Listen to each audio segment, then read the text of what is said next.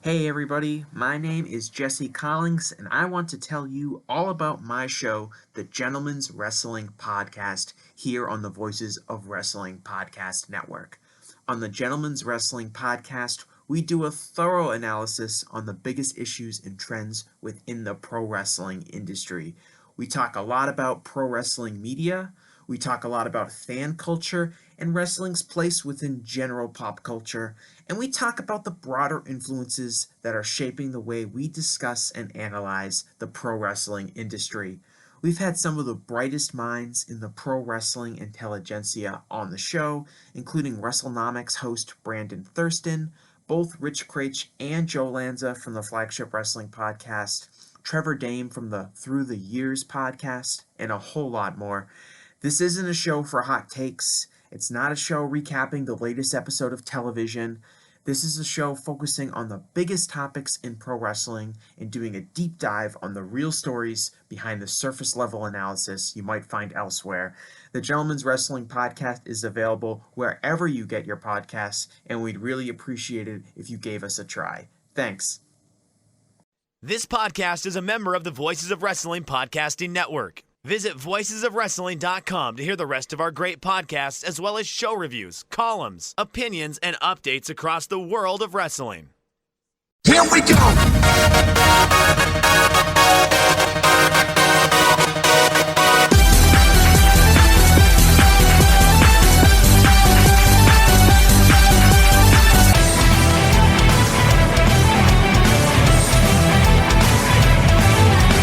Baby, kiss me like you love sound. So that mama call me.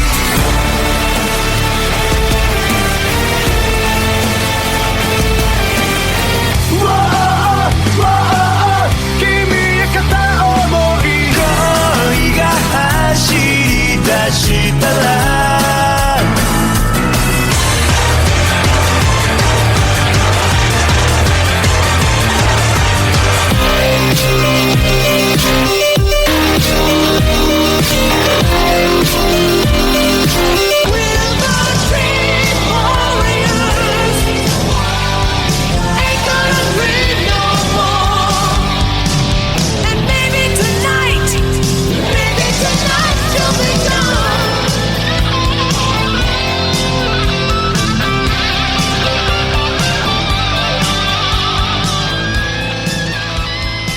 You're listening to the Emerald FlowShow on the Voices of Wrestling Podcast Network. Welcome to episode 86 of the Emerald Flow Show. We're a podcast on the Voices of Wrestling Podcast Network. You can follow us on X and Blue Sky at Emerald Flow Show. Leave us a 5-star review on Apple Podcasts if you can. And you can also donate to the show at voicesofwrestling.com/donate if you're feeling generous. I'm Gerard, back with Paul. And Paul, it has been a chaotic couple of weeks since we last recorded. Yeah, a lot has happened. Like some fortunate, some rather unfortunate things as well. Well, let's get the unfortunate news out of the way first. 2 notable injuries, particularly Daisuke Sekimoto on a Big Japan show in a sparsely, shall we say, attended Court and Hall show for Big Japan. Took a tornado DDT and couldn't get up. And it just sounds like that. What is it? Like a disc in his neck has been aggravated. Yeah, he got a concussion, and then like there was some neck things as well, but it doesn't seem like anything's broken at least. So I mean, they told us pretty quickly he was able to move his limbs. Yeah. And everything like that, because I think that was the biggest fear among most people, and probably also because of how big his neck is protected him. Yeah, this might legitimately be like a case like, who was it again? Like Big E, I think was kind of. To be fair, that one was like way more serious, like the Big E one, and then the Tyson Kidd one. Yeah, but like those are both ones where it's like your muscle mass saved your life. Like it should have, like for all intents and purposes, you should have broken your neck here, and the only reason you didn't was because you had so many muscles in your neck, and they were so well trained that they literally kept like your spine together. So I mean, he might be back as soon as July. I mean, that's what they said. And it's not like the one thing I'm scared of is that he's rushing back too quickly, because obviously Big Japan can't really go on without him, right? No. So I really hope that it's actually like that he will actually be like able to come back by then, and it's not him rushing back to like save Big Japan essentially. Yeah, that's not a wise idea. Don't be Misawa. Yeah, that exactly. Like I don't like this already got really scary. I don't need like an actual death in the ring. Like Yeah. please no. And Dragon Bane suffered a concussion. That's what it's being reported as. I think there was a couple of things that people said it might be, but that was on a Dragon Gate show that he was on. Yeah, So that was a Dragon Gate Korakuen show. I don't remember who was wrestling. I think Flamita was in the match as well. I don't remember who. Yeah, else. He took a Tiger Driver from Flamita. Yeah, and so anyway. he also had to be stretchered out, but he said on social media that he suffered a severe concussion, but he will be back in a couple of weeks. So yeah, a little scary. Both injuries being, so close together, but I'm less worried about Dragon Bane. Yeah, I mean, severe concussion is still like that's not great, but that's definitely like less concerning than like a potential massive neck injury. Mm-hmm. Yep, definitely. So we're gonna move on, and Paul. So what are the chances of you thinking that R-Truth is going to be in the Real World Tag League? No, I'm joking. We're not going to go over that. Okay, thank God. No, we're going to talk about some wrestlers that are much younger. We're just going to touch on the Voices of Wrestling 30 under 30 because Paul and I were both on the panel that voted. Mm-hmm. And as of this recording, I think about an hour ago, maybe a little less, the 15-1 list went up. So all 30 are out there. And Paul, what are your first impressions of the list? Because I have a couple of thoughts. Mm-hmm. I like the list overall. I think the number one is well deserved this year. So like Gabe Kidd is the one that ended up like at number one. I think it's a really good mixture of like stuff he's already showing this year, as well as like the potential that is there for him to like basically become like the biggest foreign star in Japan, and then probably very quickly thereafter becoming a big star in AEW as well.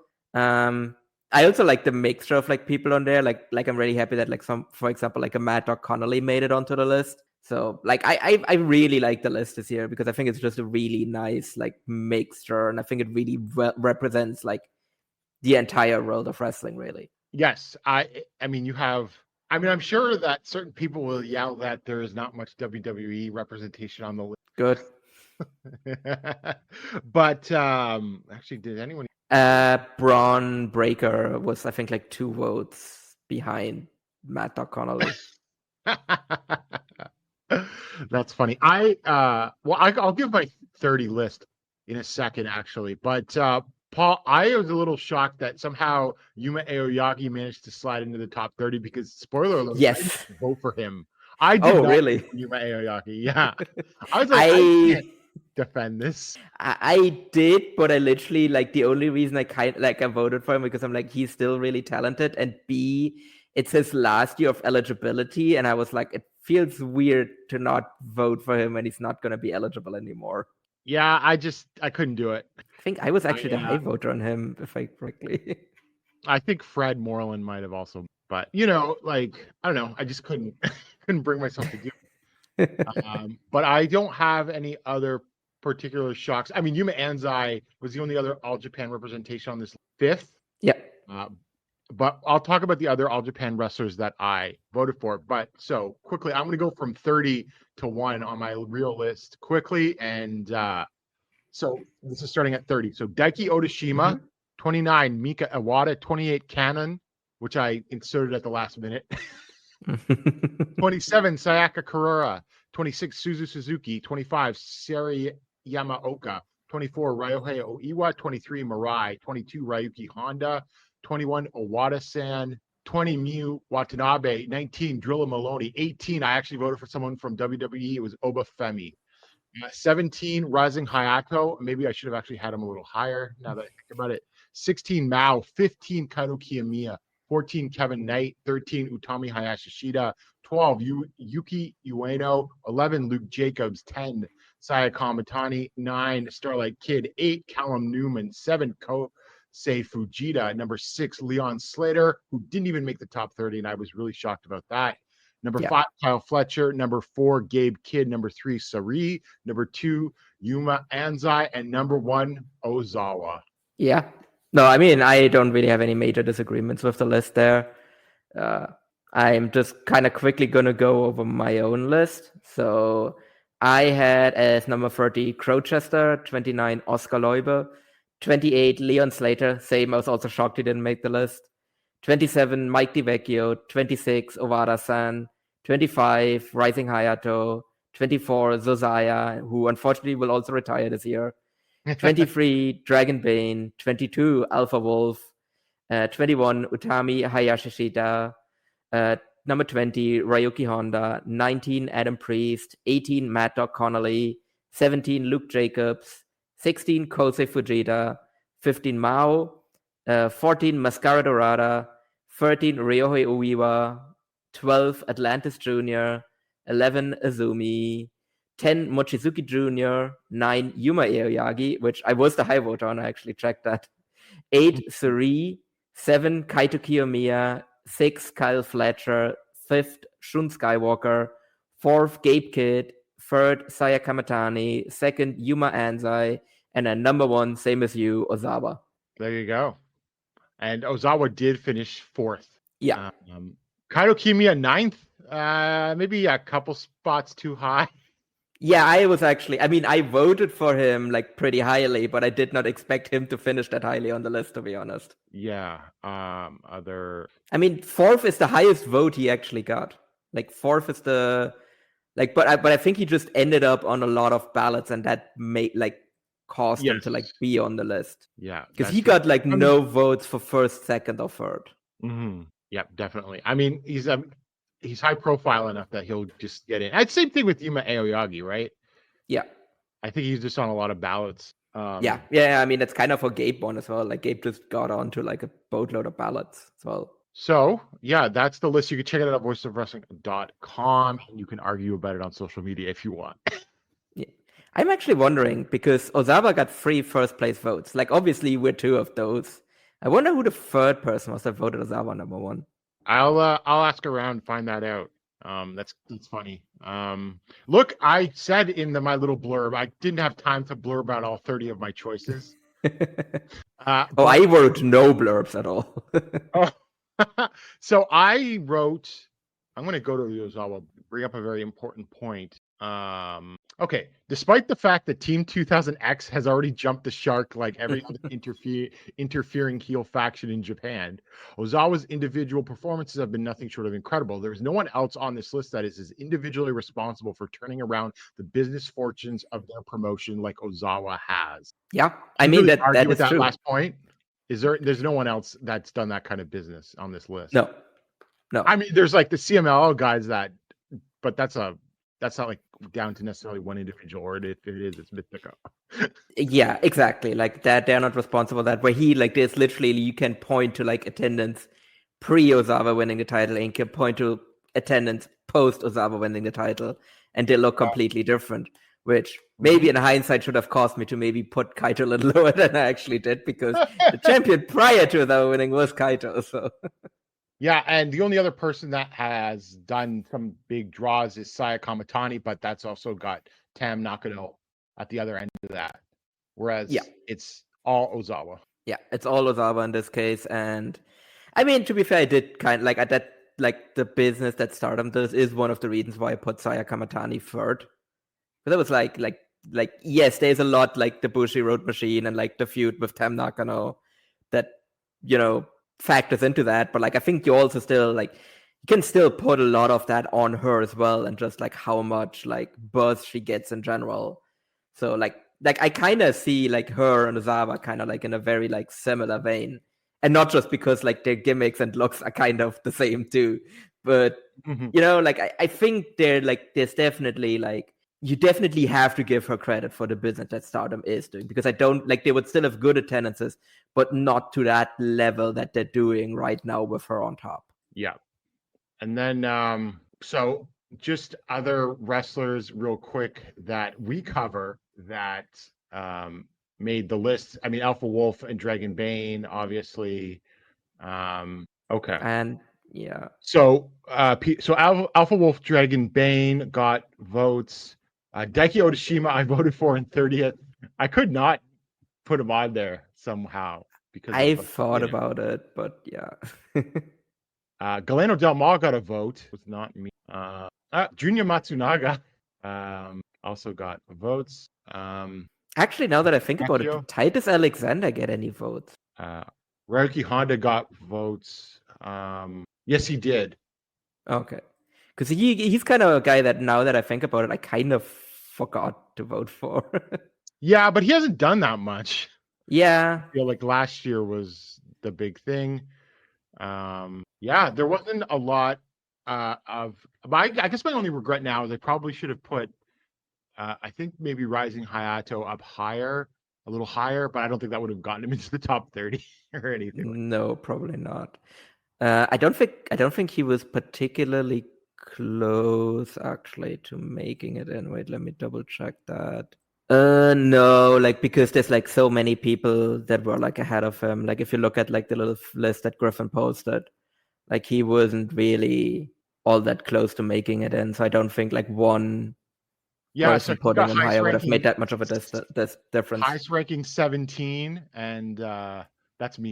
Yeah, because I had him at 25, which I don't know. Like I feel like yes, the tag team is really good, but like I would still want to like see him basically like have more like great singles matches. So because I have to knock him a little bit for the fact that his like singles title reign was kind of just a bit meh. And until he can show me that like you can actually do that, and then I'm gonna also agree. Then I'm probably gonna put him a lot higher than I did. So that is that. And so we'll quickly move on because Paul, you didn't get to see it, but we got to talk about this King of DDT final. I hadn't watched any of the tournament up to this point, but I did watch this show.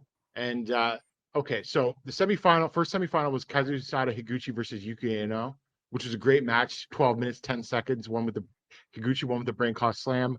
They've had great matches before. This was like a condensed version of that, so it was very good. Cannon versus Hideki Okatani was the other semi-main event, and I've fallen off on DDT a bit, so I hadn't seen any of this Okatani heel run. Paul, let me tell you, Okatani now looks like he's left high school and is a sophomore at university. So he like grew his hair out and got like an acoustic guitar? Yeah, he looks a little older and less awkward, and actually this works for him. I don't know. Okay. It's quite good. Yeah. This was it was fine. It was decent. Had some Daisuke Sasaki interference, of course, and everything like that. But that was just to set up the final.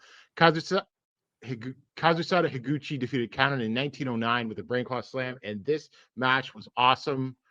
I think it might be in my top 10 of the year so far, and it's just them killing each other with lariats and chops and slaps, and Cannon, who seems to be a bit divisive. I always liked him. I always thought he had potential, but he's turned face now, which is why the storyline was Okatani was like they're trying to go after their former Damnation TA stablemate, and Okatani replaced Cannon in Damnation TA.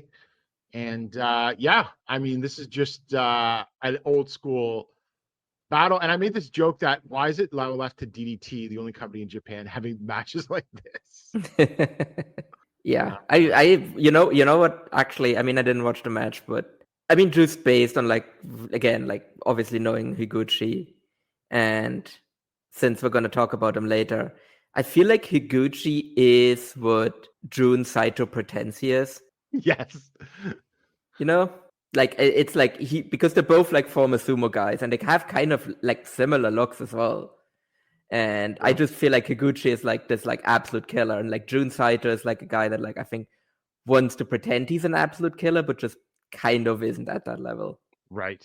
For sure. And of course, we're gonna get a Higuchi versus Brooks match coming up. I can't remember the date on that, but I'm gonna watch that for sure. I mean, those are always great. Yeah, they've had some great matches in the past, so hopefully, I don't know. It feels like they got to pull the trigger on Higuchi again, right? Or yeah. I mean, I feel like they probably would have anyway if he didn't get injured. Yeah, so watch for that. That will probably bring me back into DDT. Yeah, I mean, Death Brooks' reign has been like longer than I thought it was going to. Because he's held that. Like, how long has he held that belt? It's been a bit. I'm not surprised given sort of the way that he entrenched himself in the company. Right, he is he's basically a one of the top baby faces in the company. Yeah. He's had it for 214 days. This is his second reign. Okay, that's less long. I thought he had it for way longer, but yeah, I feel like you want to put that title on. Well, no, him there was now. a Yuki Ueno and Shinya Aoki reigns. Yeah. Oh yeah. Oh god. Yeah, the Shinya Aoki reign. That was so fucking weird. Yeah. So yeah.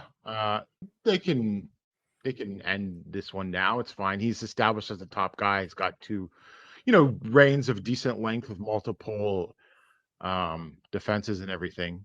I'm just looking up at I was looking at the results and I just saw that Brooks had defended against Shigehiro Irie, and Irie has basically disappeared from most promotions in Japan.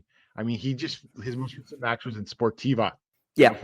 Ganbare Pro and Tenru Project. He worked some Osaka Pro, but not regularly. He just was there on that light heavyweight tournament 2-day shows, which I still have to watch because I've heard it's good. He's worked a bit at DDT, but I mean, he's on Team Dara and VKF and like the real low level promotions. Yeah, and it's just like, what is going on? Yeah, I was like, when he left DDT, I was like, oh yeah, he's probably just gonna go to another big promotion, have a big run there, and then just he went to a bunch of different promotions, but I'd argue in terms of larger promotions, he kind of peaked at Gaora TV champion. Yeah.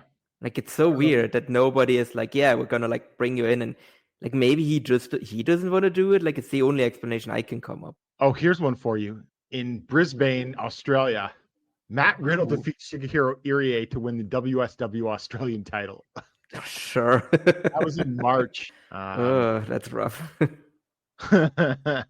Yeah, he's not even doing that much Europe either right now. That was his last foreign excursion. Yeah, weird. I don't know. Maybe he's getting how old is he? He's older than I thought. I thought he was 33. He's 37. Yeah, he's been around for a while. Yeah, but that would still be too early for him to looking at retirement. Yeah, I don't know. I mean, he's still wrestling regularly. It's just on. He wrestled 24 matches in May. Yeah, I mean, it's just for promotions nobody can watch because they Secret or Fate. I guess you can watch. Yeah, you can watch Tenru Project on that weird website. Yeah. Is it Nico? Oh, Zyko. No. Yeah, they have a completely different one. Yeah. Yeah, that's what Sendai girls used to use before they ended up on Wrestle. So yeah, just thought about that. I was like, and here's the thing, given what we're going to talk about, I mean, just him as a body in All Japan's mid card would be a big help. Yeah, I think Noah, he would do well as well. Yeah, exactly. So we'll have to watch it and see when he resurfaces. Okay, so let's go to Noah. I put the Monday Magics in the wrong order. I'm going to change that right now.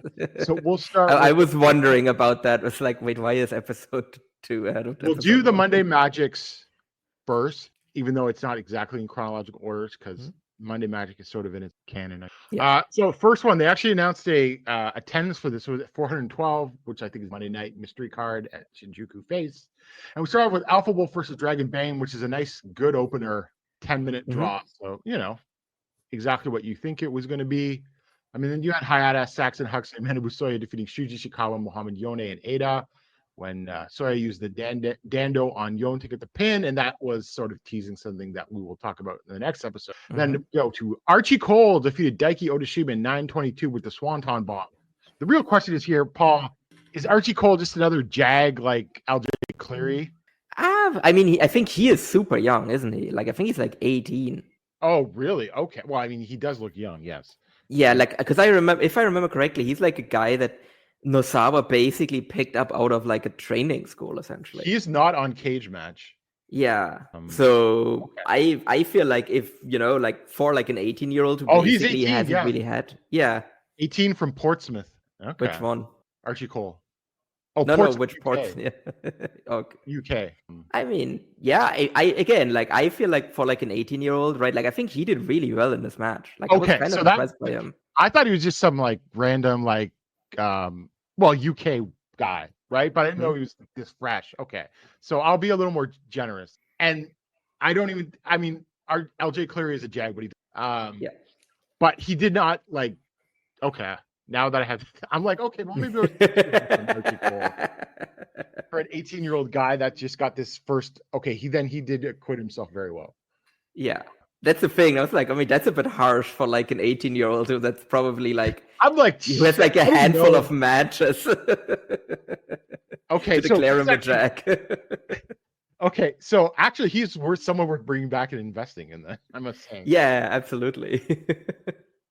Like I'd put this kid in the dojo, to be honest, if he Oh, wants to for do sure. that. Yeah, definitely. He could really have potential then. Yeah, because New So- Japan has like reaped a lot of like benefits from like starting to put like foreigners into the dojo. Oh, they've long had foreigners in the dojo more than the other companies ever have. Yeah. I mean, I think I know the answer why the other companies aren't doing it, but like it's still kind of weird that none of the others are doing it. Well, Francesco Akira was in the All Japan dojo. True, yeah. But that's like the only one I can think of, really. Yeah, I mean, Outside of New Japan. Eddie Edwards was in Noah's. Was he an actual dojo kid, though? I think so. I'm pretty sure. Yeah, I mean, to be fair, they did later put the title on him, yeah.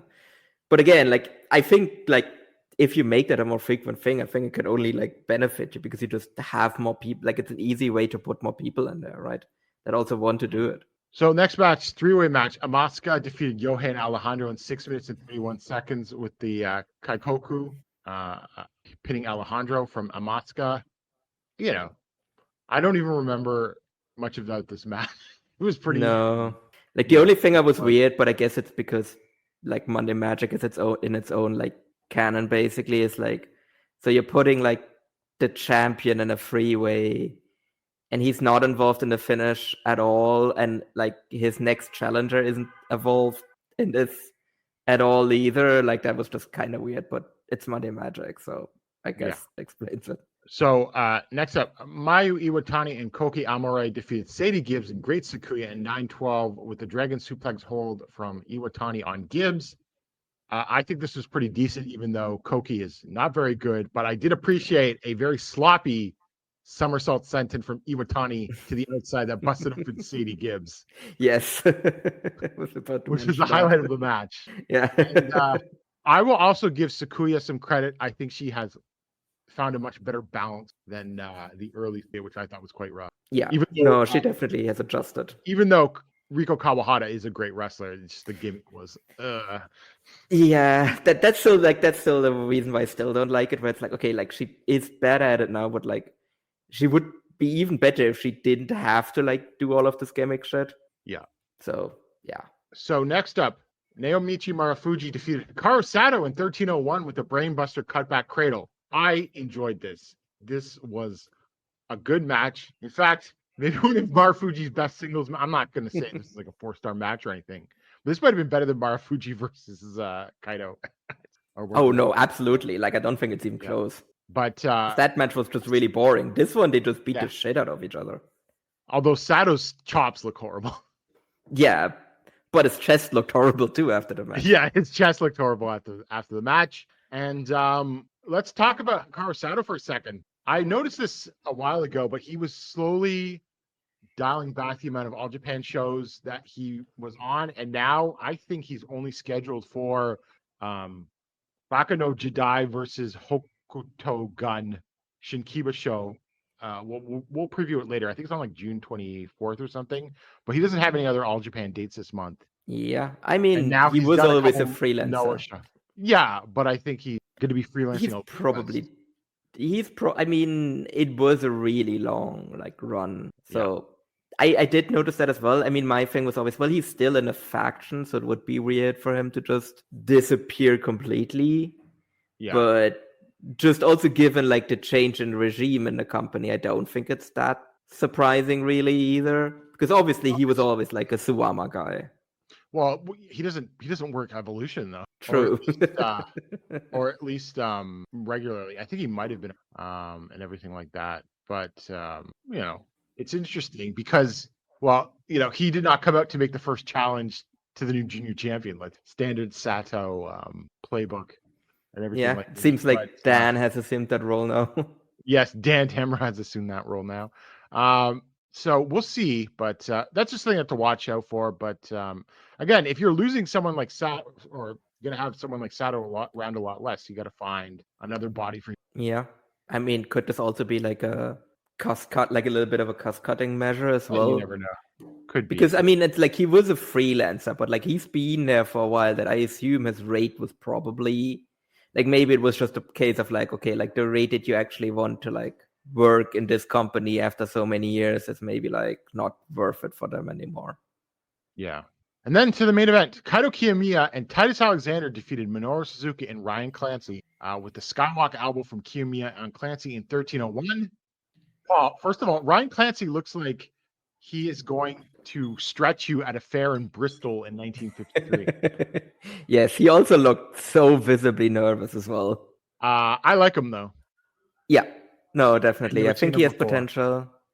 I haven't, like, I actually looked him up and I was like, oh, like, I think he's a guy I just always missed where he was on shows that I wasn't at. Right. Okay. He's done a bunch of shots for like WXW and he's been basically on shows where I was like I think he was there for like Karat Weekend, like last year, which I attended, but he wasn't on any of the shows I attended. Like he was at the shows that I skipped.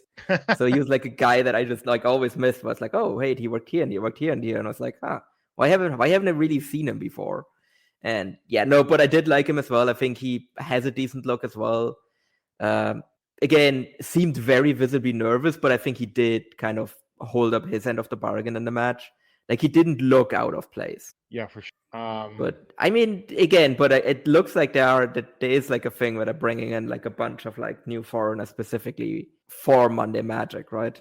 Yep, which is sort of the way that they do things. So we go to the second show here, and they didn't announce an attendance for this. It looked noticeably empty, I have to say.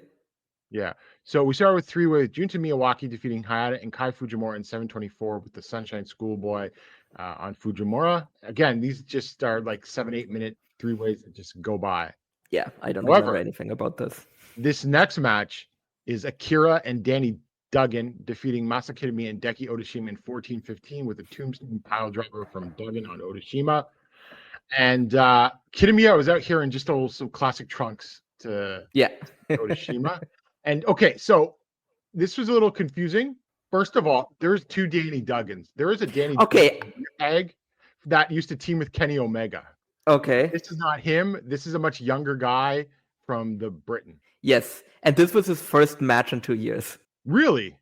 Yep. So because I got confused because I looked him up and I was like, he was like a indie guy for like a while and he hasn't wrestled since 2023. This was his first, like, unless he only worked promotions that were like below cage match level. I mean, that's not impossible in the UK. I don't know, because UK is actually one of those countries where people are aware of cage match. So it's actually a lot of it gets covered by the fact that people actually send the promoters will actually send the results to cage match. I think you're right, because on his like Twitter, there's very few tweets in like 20. Because he was like a guy that actually worked like Progress for a bit and everything, and then he kind of disappeared. Yeah. Okay. And then he hasn't wrestled in like since like May of 2023. So I don't know. Maybe he was injured. Maybe he retired and then randomly got a call from Nosawa. I guess. Like it's weird. Yeah. I thought he looked pretty good actually. Yeah, that's the other thing. Where like for a guy that apparently hasn't wrestled in 2 years, he didn't seem to have any ring rust at all. Okay, there's a picture on his Instagram from March of 2023, and he appears to be in some Catch as Catch Can club in Japan, because you've got Ryon Fujiwara, remember him? In the picture, and Shibata. Oh, so maybe he just moved to Japan but didn't wrestle, and now he got a call. Yeah, I don't know if he's been in Japan that whole. I mean, but it's weird, right? Like that the guy doesn't wrestle for 2 years, and then his first match back is in Shinjuku Face for Noah. Yeah, and it's not like he was like a big name beforehand. Also, I looked at his like matches in like Progress, and it's kind of a who's who of like canceled guys that he lost to. Like he lost the like Natural Progression Series final to Scotty Davis. And then he was in the Progress Proteus like Rumble match, which was fallen by Paul Robinson. And then he lost to David Starr, like 20, like classic 2019 Progress stuff right there. That's funny. Okay, so yeah, Well, I give him another shot. I thought he looked good, and that was a nice little match, actually. Yeah. Like he looked good. Like he looked in good shape and everything, and he looked motivated. So yeah. Yeah. So next up was Dragon Bane, Titus Alexander, and Archie Cole defeating Alpha Wolf, Robert Martyr, and Saxon Huxley. One of these guys is not like the other. In 1506, with the Twister Bane from Bane on Martyr. I'd actually never seen Robert Martyr before, although I'd heard his name many times. He's small. Yeah, it's very small. I Even by didn't Noah standards. But he looked good, and this is a fun. And although a lot of this match was like, Bane and Wolf finding themselves on the opposites of each other, but it was a good little debut for that for Martyr. So we'll see how many of these guys that they keep. I mean, he's one of the Marvelous guys, right? Like he's again one of those guys that tours with Marvelous. Yeah. Right, that's what it makes sense. Do you think that all of these new foreigners are because there's going to be some turnover on some of other foreigners, like cough cough Jack Morris? Yeah, actually, I didn't attend the show, but I watched it on stream. Morris was on a GWF show in Berlin on Sunday. He lost this match, a singles match, and it wasn't even to really a push guy. It was to like maybe a guy they might want to push a little bit, but it's literally a guy at the beginning of his push, lower to mid card guy, really. Mm-hmm. So not even really a prominent guy, and he just lost, not clean, but still. I thought that was interesting. I know that Morris hasn't been among the names that have been leaked as having been signed by WWE, but I would not be shocked if maybe he just wasn't on the list. I would not be shocked if he's on his way there. It just kind of feels like that. Yeah, it does. Although that could be helpful because they could do something like a loser leaves town match. With him and Ozawa or something like that. Yeah, where he comes back and they turn on him and then he just gets kicked out. Yeah. I guess it depends when he's actually really properly leaving. But it's a little different because Noah's a partner promotion, so maybe they he could still come back. Yeah, that's true. Yeah. And then next up for the GHC women's title finally being defended again because they did not strip her because she was injured. Takumi Aroha defeated Koki Amore in 1340 with the running. Okay, so Koki is not very good, although I give credit to Aroha for trying to hold this thing together. So I didn't think this match was horrible or anything, but this is a much better choice to hold. Yeah, that was such a weird choice as first champion as well. Okay, why her? And I was like, there's because so many. She's a photogenic Marigold wrestler, and that was the relationship. But now Marvelous is with Wrestle Universe and Marigold because they're doing the Marvelous versus Marigold feud. So it does make sense all from that perspective now. So yeah, I mean, this is a much better champion. This is okay, I'm actually gonna look forward. Now I'm gonna get mad if the belt doesn't get defended, whereas before, and I was the belt doesn't get defended. Who cares? And then, so next up, Kaito Kiyomiya and Naoya Nomura defeated Uka Sasaki and Hikaru Sato in 1625 with the crab hold for Kiyomiya on Sato. Match of the show for me, no question. Nomura continues to show that he barely misses a beat despite barely wrestling. His body is literally held together by tape, and yeah. He's still great. As someone made the point, it's this guy should get a push, and I can see it when you see him have matches like this, but it's just I can't fault any promotion for just not being willing to give him a push, right? No. How can you? And if he's had a falling out with All Japan or they don't want to touch him because of this, Noah will keep him at arm's length, I think, for stuff like this. It's different if he's your own guy and he's got the injury bug. Yeah. It's completely different if he's an outsider, despite his huge potential and talent, to go and bring someone in and then who's got his sort of injury record, right? Yeah.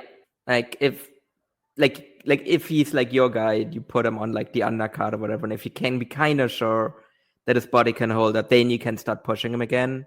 That's kind of what happened with, for example, UT and Dragon Gate, where he kind of was very injury prone for a while. But then he kind of showed that he basically adopted a wrestling style that would allow him to not get injured as often. And then he actually started to get pushed after he showed that. Whereas like if he just like with Nomura, if he just kind of keeps like bouncing around like this, I don't know if he'll ever be able to like prove to somebody that like he won't get injured. And I also don't feel like he like is going to change his style. I think that's the other problem. Yeah. So that's that. But I will expecting him to keep popping up on these Monday Magics at least for now. Yeah. I mean, we'll see And if he maybe actually even- pops up on like a main Noah show. Well, there's the Wrestle Magic show. Yeah, he's probably going to be on that one. Yeah. So we'll Which see. we actually got some reveals, like which promotions are going to be part of that. Yep. He would be a good tag team partner for Kaito, though. Yeah, absolutely. Like I think Kaito definitely needs like a Yuma Aoyagi to his Kento, for like lack of a better term. He needs somebody. Like he just doesn't. He's never really like. Yeah, I guess he has a faction now, but like I don't know. Like I don't know. Harutoki wouldn't be it. That's the thing. Or No, like I don't think like even or like the absentee national champion would be it either. Yeah. Where the fuck is he, by the way? Who? Oh, Galeno. Galeno. Yeah, the national champion. Yeah, I don't know what's up with that. Well, it's the way they cycle foreigners in and out, right? Yeah, he'll be back in. I would be shocked if he's not back by July at the latest. I mean, yeah, but like it's like that makes sense, but like not if he's like holds what is technically like the secondary belt, right? Like I'm wondering if like his brother's like maybe trying to angle him into like WWE AAA or something. Who knows? Yeah. That Like depends it's if just, he's but then contracted. again, he hasn't had any matches really. Like he beat Saxon Huxley, and then he had one tag match at the end of May, and that's the only thing he's done. So Yeah. it's not even like he's really wrestling in Mexico either. No. Yeah, I wonder. He might not be long for Noah. We'll see. I mean, Yeah. he drops that national titles and everything Yeah. like that. So in the main event for the hardcore title, GHC hardcore title, Shuji Ishikawa defeated Manabusoy in 2006 with a giant slam. Yeah, it was okay. I mean, it was just these guys doing their thing and hitting each other with stuff. Mhm. And, you know, Soya looking like he might get the win, but then Ishikawa finished him, had to whip the giant slam to put him down for the 3 count and everything like that. But it was good. I just didn't think it was anything notable. Yeah, I just don't like these like bloodless hardcore matches. Oh yeah, Like- yeah. There was no blood either. Yeah, like that's why these are never good. Like, I don't think there would be much more like exciting with the blood because I just don't think the matches themselves are structured all that well. But like the fact that there is no blood just like makes them just pointless. Like, why is it even a hardcore match? Like, what are we Yeah. doing? Yeah. So also on that show, you mentioned that on the Wrestle Magic show, we're gonna have in the main event, right? You're gonna have wrestlers from DDT, New Japan, Noah, and Dragon Gate. Is that Yeah. was the announcement, right? Yeah. And So- there's one more promotion that wasn't revealed though, because there was one card that didn't get turned. Oh, well, what do you think that is? Because I think I know. Do you think it's WWE? I think so, yeah. Do you think New Japan would I would- allow that though? I don't know. Well, why keep that hidden? What's a big surprise? Yeah, I mean, All Japan wouldn't be a big surprise. Yeah, that's the thing. Yeah. Unless it's a Nakamura, unless it's a Tetsuya Naito. Los Tranquilos de Japón. Yeah, exactly. Like it gets revealed as Las Tranquilas de Japón. Because again, it seemed like the split between him and New Japan was pretty amicable. So I don't think they would have an issue with him being in a match. That's Like very they would have true. they would have I- less of an issue with him being there than they would with like a WWE wrestler being in there. My understanding though is he's not going to be, if he's doing everything that people have said he's going to do medical wise with the eye and the stem cells, he's not going to be ready by then. Yeah, that is a bit too quick of a. What if it's Bushi? Oh God, Like they reveal us, oh, Tranquilos de Japón, and then it's Bushi instead of Naito. that would be. We'll see about that. So the next show, quickly from Noah, they had a show on May 31st at Shinjuku Face in front of 381 fans. The only match on the show I watched was the elimination match where Ozawa, Daga, Tadasuke, and Owada-san defeated Takashi Sugiura, Tetsuya Endo, Dragon Bane, and Alpha Wolf in 1705. I mean, it was perfectly fine, but I don't know. I just wish they would go back to these epic elimination matches Yeah. because that's not what this was. I mean, you know, it was No. fine to build up for the 3-way a bit, but it wasn't anything. It was not New Japan versus UWF. No, no, it definitely was not. And then in the main event for the GHC Tag Team title, Keno and Uka Sasaki defeated Manabusoy and Saxon Huxley in 2048 with a referee stop. Sasaki beat Huxley with the modified Dojimi sleeper hold to make their first defense. It was decent actually, I thought.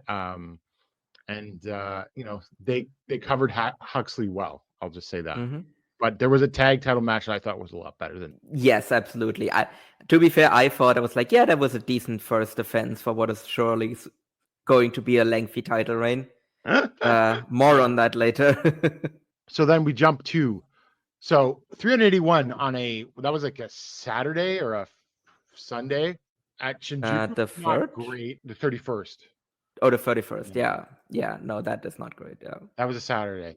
And then we get to the 3rd at Cork and Hall for Star Navigation, and that's only 1,233 fans. Paul, what do you think? It is. I know it's a Tuesday.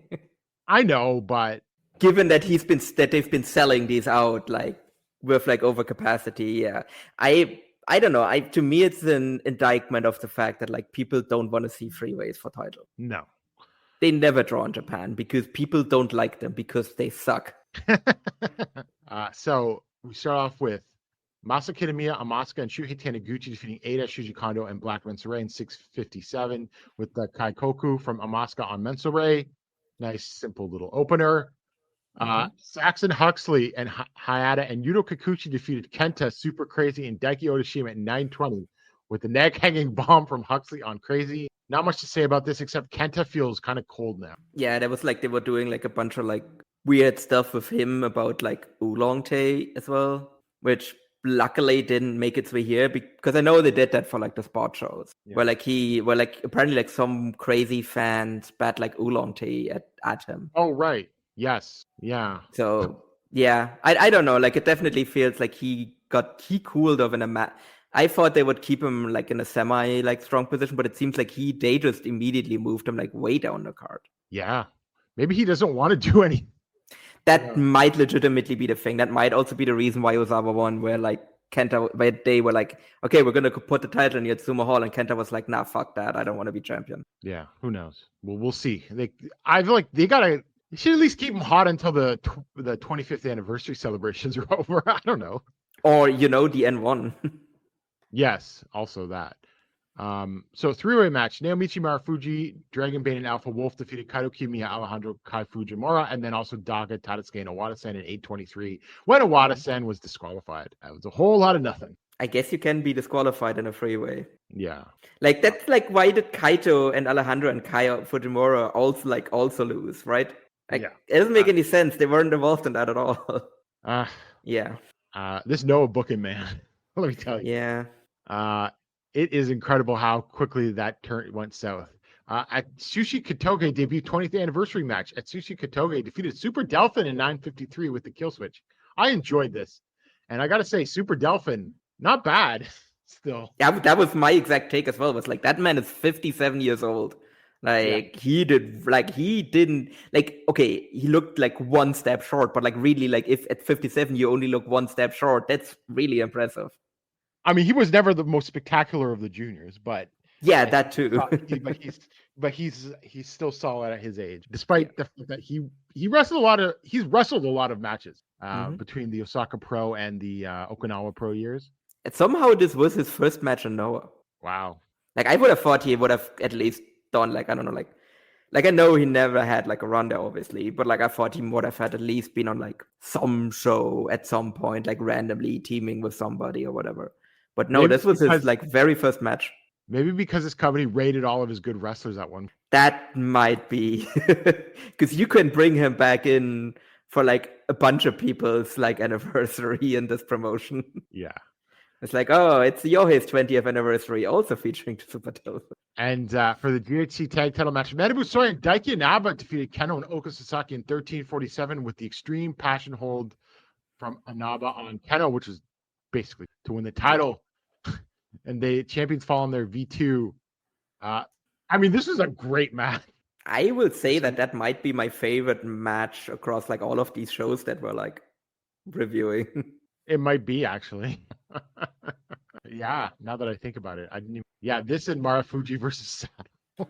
And Sato, yeah, those are the two great matches. I mean, it was just them everybody kicking ass basically for like less than 15 minutes, quick. But I don't know this booking. I don't know how I feel about this booking. No, I was like, oh yeah, Keno and Olka are gonna like be at the top of the tag division for like 6 months or whatever. That's the feeling that I got, where it's like, oh yeah, they're gonna give them this really long reign to really like establish Ulka Sasaki. But Because this also I feels guess like not Soya and Inaba is a team that could also like lose very quickly, to Team 2000X. or someone. It's gonna, like, let's be real, they're gonna lose it to like Segura, spoiler, and somebody he's going to team with. Yeah. Well, But I mean, Right, I that's thought the what match last was week. great. Though. Like Oh, Daiki yeah. Naba is such a great like underdog baby face. Yeah. Like he just got his ass beat. And actually, the more I think about it, one of the reasons I think they might have like flipped the titles here as well is because obviously Naba is not gonna challenge, and Soya just, I think, is done for now as a singles worker.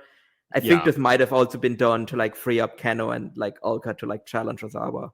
That's very possible. Because English commentary brought that up, that Ulka was like, yeah, my goal is the GHC title.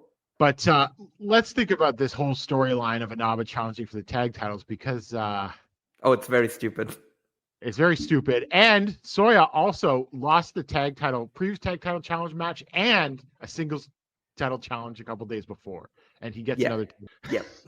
And Inaba just gets his ass beat. Like at first he gets completely no-sold by Passionate Rattels, like made out like a complete geek. Then eventually they take pity on him, take him in. Then he gets his ass beat in a 6-man tag, challenges for the tag titles, gets laughed off, gets the match anyway, and then wins. Like, what? Like, Yeah. great match, but like how we got there made absolutely no fucking sense. Yep. Well, it is what it is. But hopefully this is a sign of the quality of matches we're going to get from this reign, even if the booking is inexplicable. Yeah, I mean, to be fair, I mean, especially when we started off the podcast, right? I feel like the Noah, like, I think we beat that drum that like the Noah heavyweight tag title division, it was like, I think at the time, one of the most underrated ones. Yes. Because nobody really talked about it, but they kept like churning out banger after banger. And I feel like they've gotten away from that. Yeah, exactly. Inaba was a key part of that. So, but they got away from that a little bit. So I hope maybe that now they're kind of like trying to like get back to that. Yeah. So next up, semi-main event, GHC Junior Heavyweight Championship. Yohei defeated Junta Miyawaki in 13:33 with the Super Gammon G. Now, this match had a lot of heat, especially during the closing stretch, which is a good sign. But I don't know. We think maybe we got a little too ahead of ourselves with it's finally Junta's time. Yeah.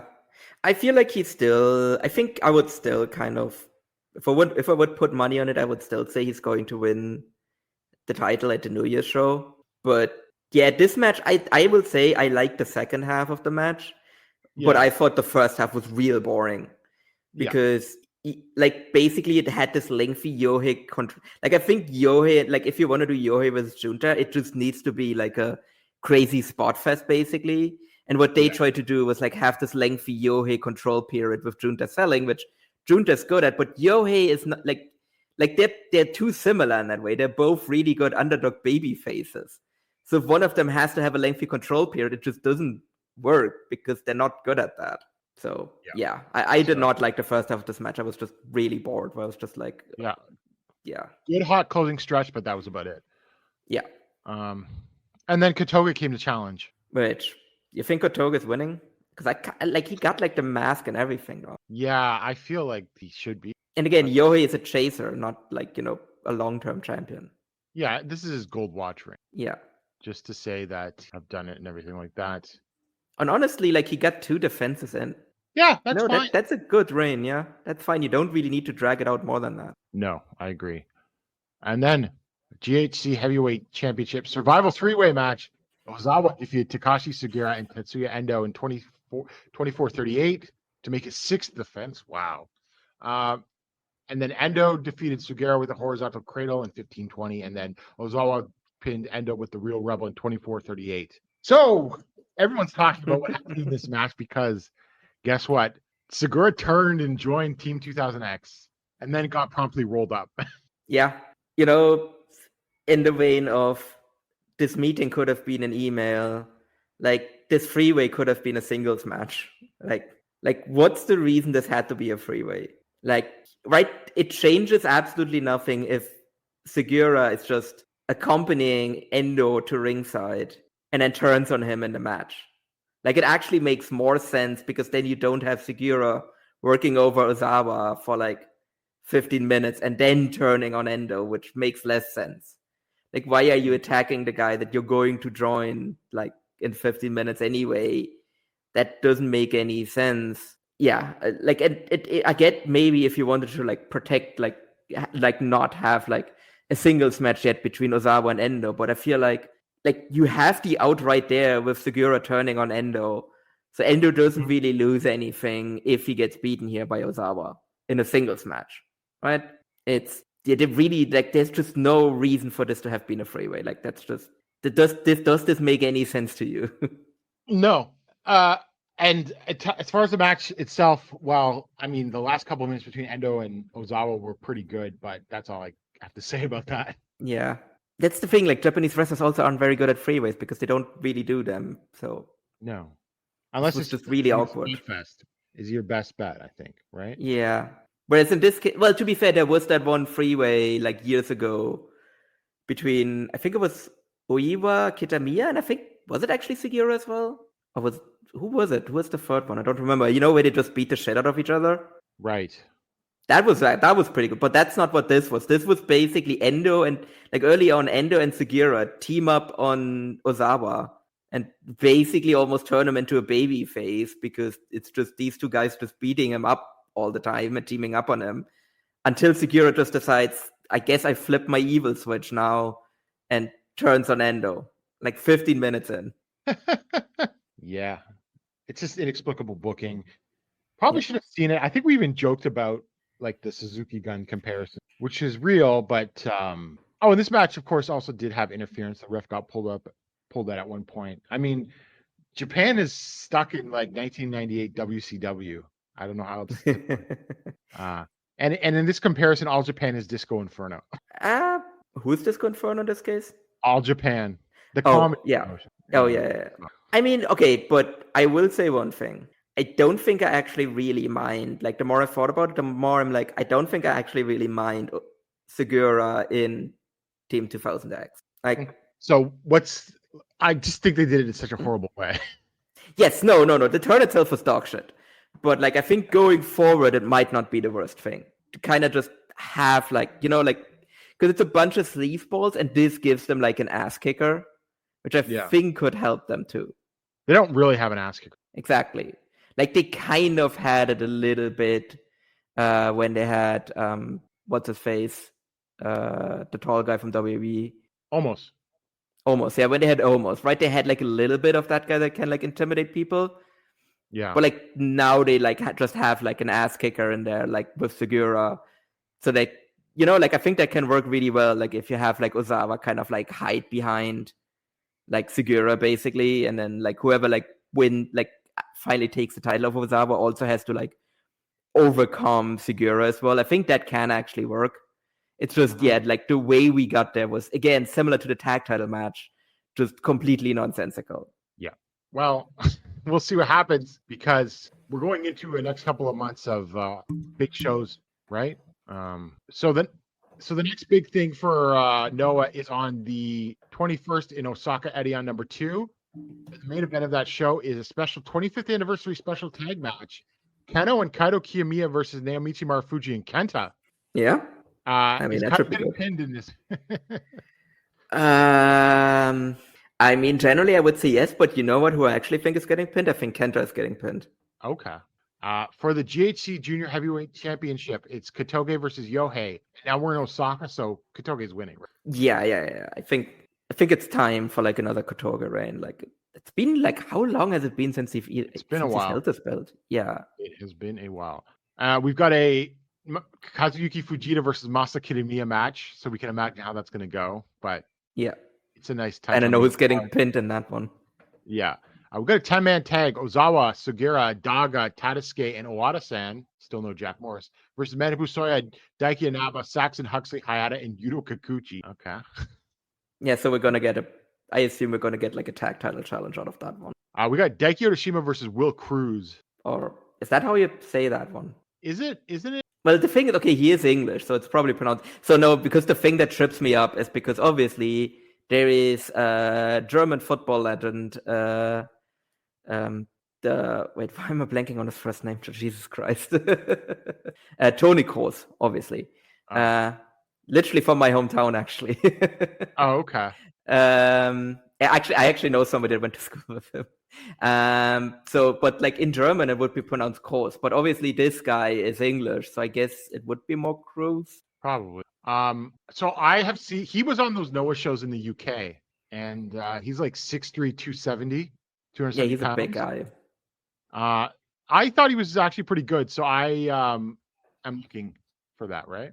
Yeah, no, I do think he could do well. But what if he's the guy that like becomes like the heavy, like what if he becomes like Segura's tag partner? I don't know. And then we've got Tetsuya Endo, Dragon Bane, and Alpha Wolf versus Harutoki, Alejandro, and Kai Fujimura. That could be good. But that's probably gonna get changed because Dragon Bane. I don't think Dragon Bane will make that. Yeah. Yeah, that's true. And then we got Uka Sasaki, Amaska, and Junta Miyawaki versus Ada, Hajime Ohara, and Super Crazy. So he's back for, and that's really the only sort of major show. The rest are just spot shows, and they don't even all have their attendances. And then Monday, Magic. So, Paul, how are you feeling about the direction of Pro Wrestling Noah right now? The booking is kind of bad. Oh, well, not bad, but it's kind of nonsensical. I do think the match quality is still there. Like, I will have to say that this might be, again, controversial. I will say that currently I am enjoying Noah more than I'm enjoying All Japan. Like, wonky booking aside. I guess I would give him the slight edge, but I really don't like this booking, even if All Japan is incredibly dry. Yeah. That's the thing. Like Noah has a lot more energy right now. Like that's why I'm enjoying it. But yeah, the booking, as always with Noah, is a concern. So we go to All Japan Pro Wrestling, the Superpower Series in Sendai Sun Plaza Hall in front of 2,239 fans. This is their best attendance in Sendai Sun Plaza. I don't know if it's ever, but probably since the Noah split, actually. I got to say, though, I was looking at those ticket sales, a lot of sections sold out, a lot of sections, only a few tickets left. I don't know how many they made available. Do you think this is a big success? I thought they were going to do more. Not lying. And I feel like I probably should not. I should just give them, I don't know. Yeah, that's the thing. Like, because it's also, I think I looked it up. I think it's like the biggest attendance in Sendai since I think 2018 as well, like across all promotions, which is when I think, like in Sendai Sun Plaza.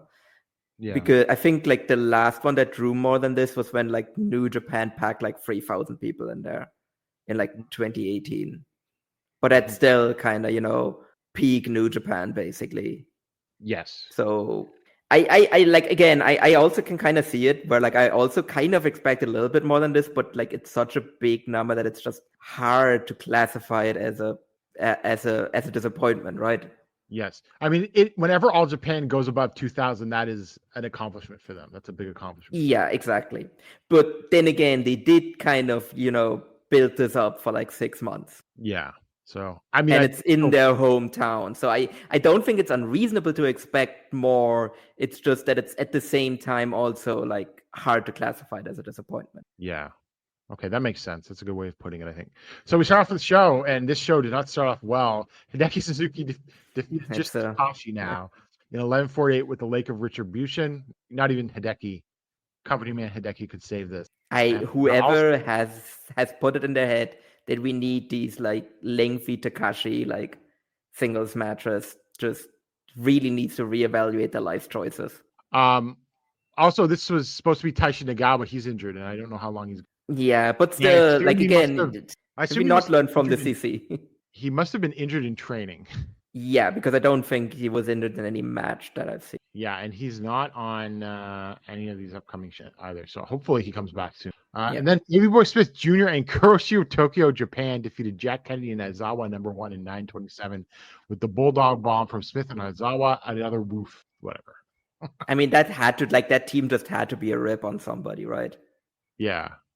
I don't know which one. Like, I don't know who. It might have been a rip on the crowd, on like the like people in attendance and people watching at home. So finally, the show picks up because we got Atsuki Aoyagi, Fuminori Abe, and Seigo Tachibana defeating Musashi, Rising Hayato, and Ryo Inoue in 12:26 with the Firebird splash from Aoyagi on Inoue. And this might have been the best match. Maybe. One of the best matches of the show, though. Yes, I will say that. I don't think it's the best match. I think that I would put the tag title match slightly ahead of it, but yeah, this was definitely up there. Yeah, it was pretty good. Then Alpina versus Hokuto Army. Hokuto Omori, Kumarashi, and XXL surprise Talos. Yuma As we all expected. Yeah, Yuma Enzai, Ryuki Honda, and Ren Ayabe in 15:24 with a choke slam from Talos on Ayabe, which I gotta say it was a fair. That was I would say for him to pin Ayabe. Yeah, Ayabe doesn't do that many jobs if you really. No, think he's pretty protected. Singles matches, yeah, in tag matches anyway. So Talos is NWA or was NWA. He is in his, I think he's like 33, 34, but he only started wrestling in like 2020 when he was in the WWE Performance Center, and he was released in 2022. He's been, I think, a U.S. Tag Team Champion in the NWA. He is listed at 7 feet, but he's only slightly taller than Ren Ayabe, and I looked it up. He's actually 6'9". I mean, it's still freakishly tall. He was. Yeah. What? A wrestling promotion lying up to make somebody 7 foot? No, never. So here's the thing. He's got 2 reviews on Cage Match, and they're both very positive, but they're also from people that watch NWA. Yeah, that's not. They were also more about like the storylines he's involved in than his actual skill. But I'll say this. Cool. They didn't let him do that much. Mm-hmm. Right? He didn't get tagged in until very late. So I can't make a judgment either way. But he's not clumsy. He's not like one of the tall clumsy. Yeah. Nice looking big boot. Yes. I mean, that's. That's go ahead. Go ahead. I have a different take on this whole thing. Okay. So anyway, he's going to be coming back, and we'll talk about more of that later. But the match was fine, but it probably just went too long. What do you think? Yeah, I do think it went too long as well. My thinking when I saw Talos, and especially like the way he acted in the match, and like especially his big boot, I was like, oh, this is like some prime like mid to late 2000s, like All Japan, like foreigner stuff. Like this is like basically what I was thinking. Okay, which given what Noah has done, like what All Japan needs to do here is like do like ROND 2000X or something like that, because this like that's exactly where he would have been if he had come in at that time. Absolutely Voodoo Murders. And yeah, so like I would definitely bring him back to see if there's like literally anything there. Well, he's coming back, so yeah, exactly. Like I mean, I guess he is technically already in a faction, so yeah. But yeah, it's also like the fact that he's 33. I'm like, we'll see if there's like literally any move like space for him to move. But again, with tall guys, like with tall guys like that, sometimes it's just a switch. To be fair, he doesn't have that many miles on his body. Yeah, so he could probably go for a bit longer. And again, with tall guys, right, like they look kind of awkward, and then he just flip a switch, and then they're great. So like maybe he just needs to figure out that like, oh yeah, no, I can just beat Ryuki Honda up, and people are gonna cheer for me. Yeah, so we'll see. I gotta assume he's a replacement for Cyrus. Yeah, seems like we might be done with Cyrus, I guess. Well, we don't even know what the extent of his injury is or anything like that, right? I thought it was just he was like wasn't he sick and not injured? Well, he was sick.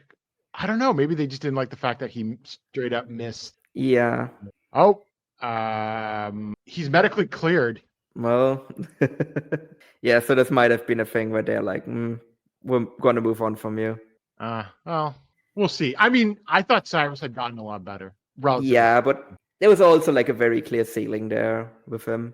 Yeah, for sure, right? Yeah, so let's see what this guy can do. Yeah. And then PWF World Junior Heavyweight Championship, Seki Yoshioka defeated Dan Tammer in 15:37 with a buzzsaw kick to make his first defense. It was good, not great. I don't know. It just was sort of missing something. I did like the end where he just gave a million buzzsaw kicks and wouldn't go down. That was a nice touch. But otherwise, it wasn't particularly memorable, I thought. No, I was really disappointed by this one. I was really looking forward to it, and it just kind of was really meandering. Like it just really like I don't know, it was just a bunch of stuff happened and none of it was like, there was intensity towards the end, but yeah, it was weirdly low intensity, which is like weird for especially these two guys, where they just kind of did a normal wrestling match. It didn't really feel, there wasn't really any feel of urgency. Like that it was a title match. It felt almost like it was just kind of a mid-card match on a spot show. And then they kind of turned it up towards the end, but it was just not enough to like elevate it above what it was, which was, as you said, good, but not great. Yeah. So, and then semi-main event, World Tag Team Championship, Kento Miyahara and Yuma Aoyagi defeated Shotaro Ashino and Zion in 21:52 with a shutdown German suplex hold on Zion from Miyahara on Zion to make their first defense of the titles. I actually thought like the first half of this match was dreadfully boring, but then somehow they turned it up at the end, and it actually turned into a nice little match. Yeah. I mean, I will say it was probably the best match on the show, though, which is a bit of a indictment. It is. But at least it looks like they're keeping Shotaro Ashino and Zion together, right? Like it seems like this wasn't just a one-off because they actually gave them a name with Havoc. Yeah. And Zion is booked on shows going forward as well. So definitely seems again, it could have been better, but I would say at least like with Zion, I was like, okay, maybe I can see a little bit of something there. Yeah, it's a little bit of something. I said. I mean, he's certainly gotten better than when he first showed up. I'll give him that. Yeah. So we'll see what happens there. I mean, I'm going to assume that this is going all the way to the Real World Tag League with these guys. Yeah, I could see them do well in that one. I could actually see them go to the finals. Yeah.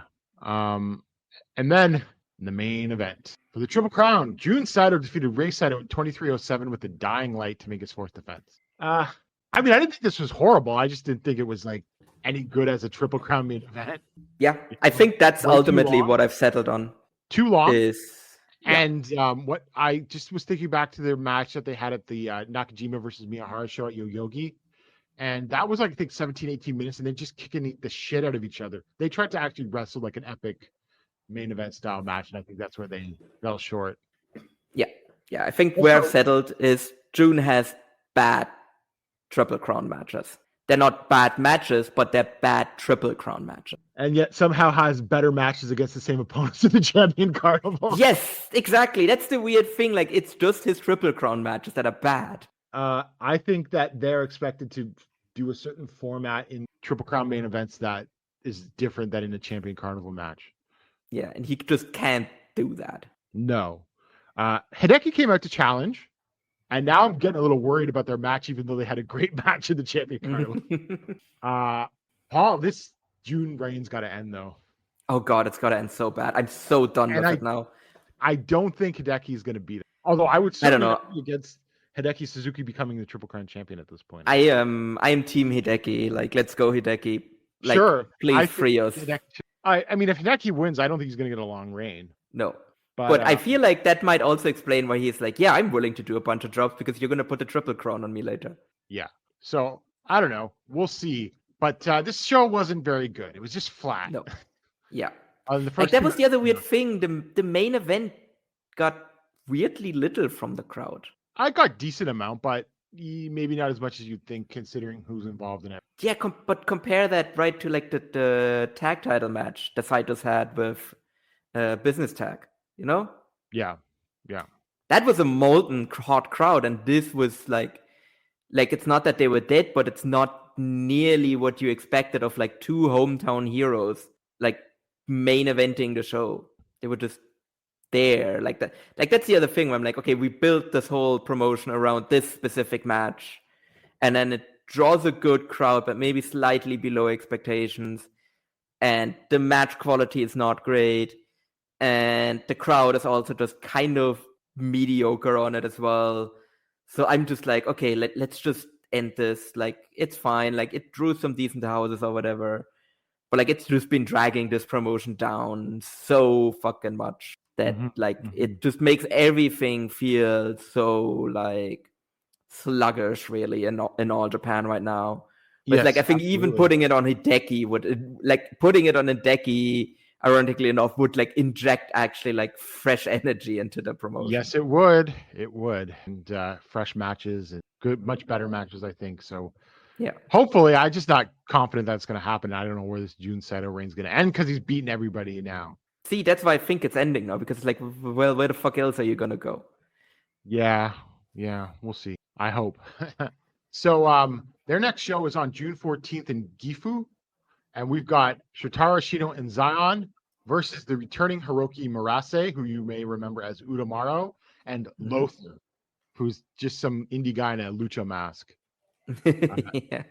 I think he's done All Japan before. Then you got Dan Tamura versus Seigo Tachibana, Ryo Inoue versus Fuminori Abe. Those are a couple good matches. Yeah, that should be good. Yeah.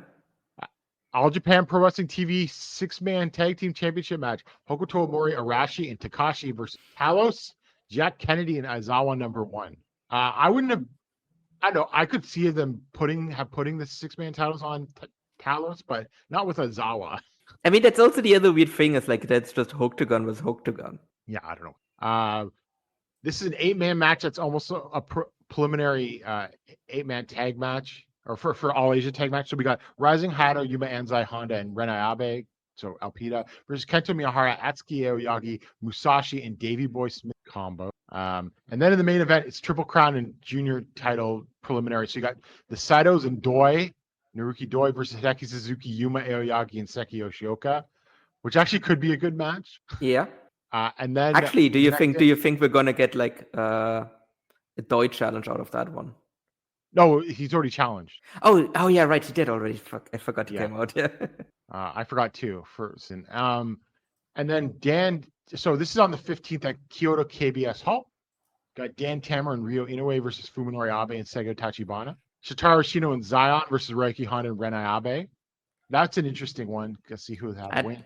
Now we're gonna see. I think we're gonna see a rematch of that one in the Real World Tag League. Yeah, Keno Miyahara, Musashi, and Davey Boy Smith Jr. versus Hokuto Omori, Arashi, and Talos. You can expect Musashi to be pinned by Talos, I think. Yes, much so. For the Gaora TV title, you've got Yuko Miyamoto versus Takashi, and I'm afraid that Takashi's going to get Gaora TV title. Yeah, I'm not super hot on the Yuko Miyamoto reign, but I'm even lower on like a Takashi reign. Yeah. And I'm scared because they gave him all of these lengthy singles matches. That's exactly where we're going. Yeah. Another Triple Crown and Junior title skirmish. We got Jun Sato, Rei Sato, and Doi versus Hideki Suzuki, Hikaru Sato, and Seki Yoshioka.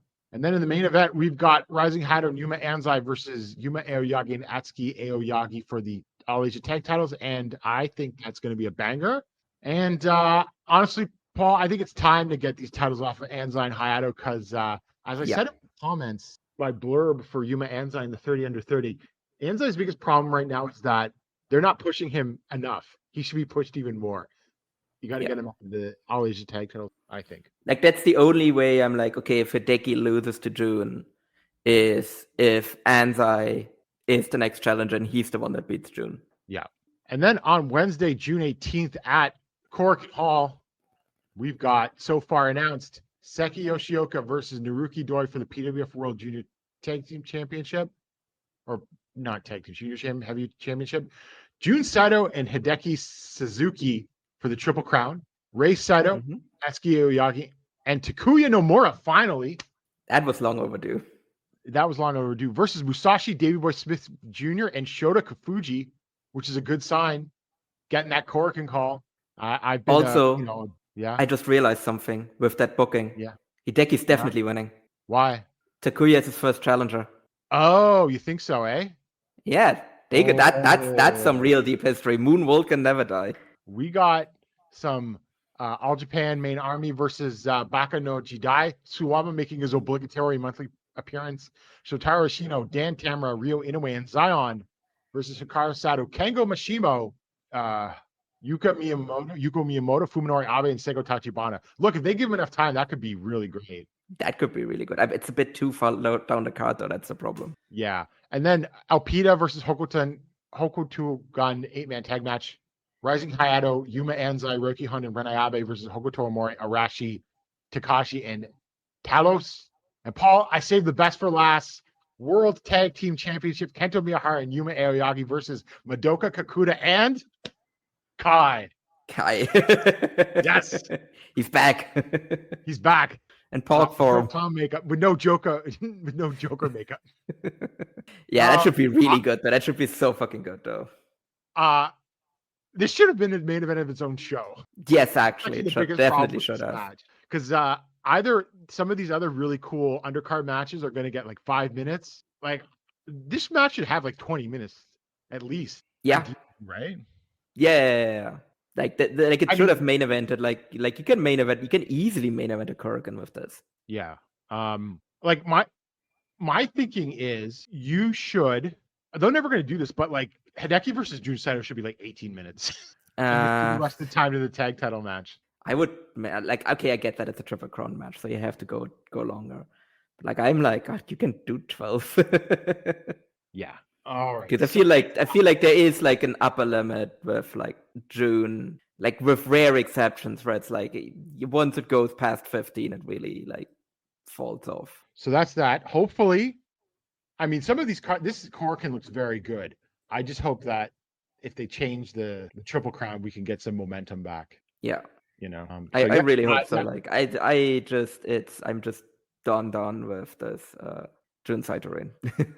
We have, we got like I don't know. I think there's a malaise in both companies for different reasons, but they got to do better in some. Well, look, I mean, I think All Japan needs to shake a few things up in the main event scene, but I think they could do it.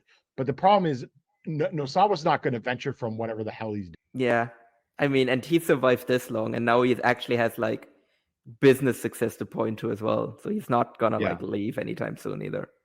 Exactly. That's a problem. All right, Paul, any closing thoughts? Nothing major really. I think we kind of covered everything. Like I said, I'm still probably a little bit more bullish on Noah than you are, just because I don't know. I think they've still got something building there. It's just, man, maybe a different booker would be a good idea because he's also been there fucking forever too. It's 4 or 5 years now. He was there. He was already there pre-pandemic. Oh, was he already there when because he was because Lidet, like he was a Lidet guy.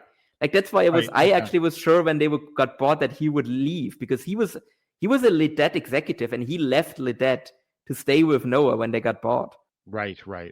So yeah. I mean, that's a long enough reign. Lots of people should be cycled in and out, everything like that. So that's very true. Yeah. So that's that. We'll see. I mean, this is going to be an interesting summer, and some things are going to be like Noah's got a whole tournament in September and some big shows coming up. So they really we'll get a better idea if this is going to continue like this or not. Anyway, so we'll see you in a couple of weeks after these big shows because I'm really going to want to talk about that All Japan Korakuen show. But in the meantime, enjoy all the wrestling out there. Hi, I'm Kay Slow, co-host of the Open the Voice Gate podcast. The one question I'm constantly asked when it comes to Dragon Gate is how do I get into the promotion? Well, stop asking and start listening to the Open the Voice Gate podcast released every Wednesday on the Voices of Wrestling Podcasting Network. For exclusive news and show reviews, look no further than the leader in Dragon Gate coverage, Open the Voice Gate.